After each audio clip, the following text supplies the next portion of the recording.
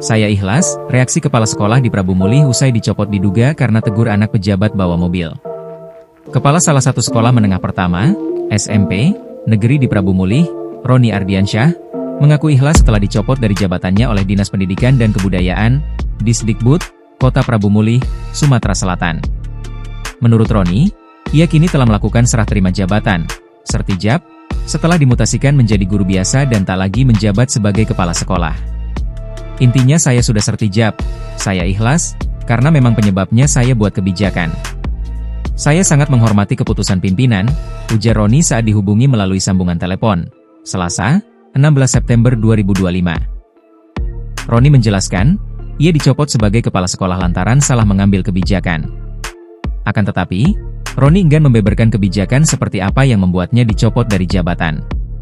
Sebab, isu pencopotan tersebut dikaitkan dengan adanya salah satu siswa yang membawa mobil ke lingkungan sekolah. Namun, Roni enggan menanggapi isu tersebut. Ia pun mengaku siap ditugaskan dimanapun sebagai guru. Saya sangat menghormati keputusan pimpinan. Saya siap ditugaskan di mana saja, ujarnya.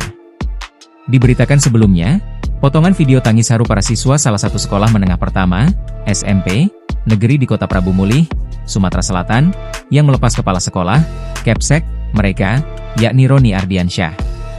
Keterangan dalam video itu menyebutkan bahwa Roni Ardiansyah dicopot sebagai kepala sekolah lantaran menegur salah satu muridnya yang merupakan anak pejabat karena membawa mobil di lingkungan sekolah.